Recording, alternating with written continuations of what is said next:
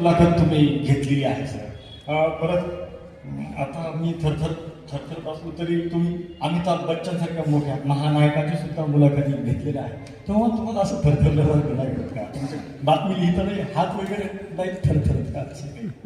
नाही, मी समोर असताना समजा जर तू थरथरत असेल तर तो माझा पराभव आहे असं मला वाटतं.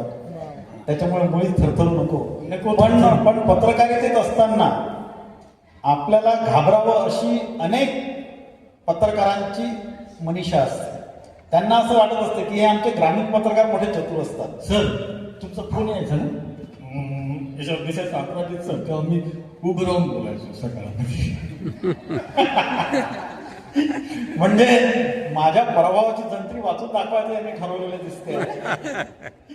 मला सांगायचं एवढंच आहे की साधारणतः हा जो आपला ग्रामीण पत्रकारांचा जो काही तोंडवळा असतो आणि ह्या इरसाल पात्र ज्याला आपण म्हणतो, माझं हे जे काही इरसालपण किंवा हे जे काही मला जे नेहमी खुणावत राहिलेलं आहे आयुष्यामध्ये, समजा जर तुम्ही खूप गंभीर राहत असाल, सतत समजा जर काही संपादक असे आहेत की मुसळे सर मी तुम्हाला सांगतो की ते कायमस्वरूपी संपादक पदाचा बुरखा इतका घालून बसलेले असतात किंवा मुकुट एवढा घालून बसलेले असतात की ते फोन घेत असतात, ते कदाचित कमोडवर जरी बसले असतील तरी त्यांच्यातलं संपादक पद काही तेव्हाही जात नाही. मला सांगायचं एवढंच आहे की तुम्ही कायमस्वरूपी संपादक असता. तुम्हाला जी काही आस आहे ते ह्युमॅनिटीची असली पाहिजे, मानवतेची असली पाहिजे, आणि पद येतात जातात.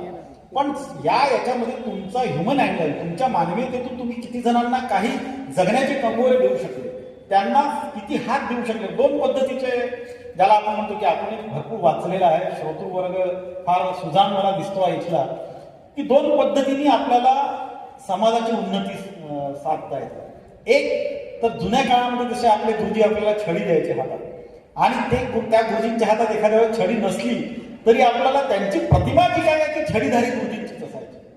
मग ते ज्याला आपण म्हणतो की छडी लागे छमछम, मग ती विद्येचं घमघम येणं जे काही आहे त्याच्या मागे तो छडीचा कंगोरा मात्र आपण आपल्या आयुष्यामध्ये अजूनही किंवा अद्यापही आपल्याला तो विसरता येत नाही. दुसरा हात जो काही असतो तो गुरुजींचा म्हणा किंवा समाजधुरण्यांचा म्हणा, तो शाबासकीचा असतो. मग मला असं वाटतं की अलीकडचा काळ असा आहे की आपण अशा काळामध्ये येऊन पोहोचलो आहे की समजा जर एखाद्या शिक्षकाने छडी मारली तर त्याच्या बातम्या आपल्या वृत्तपत्रामध्ये छापायला लागलेल्या आहेत.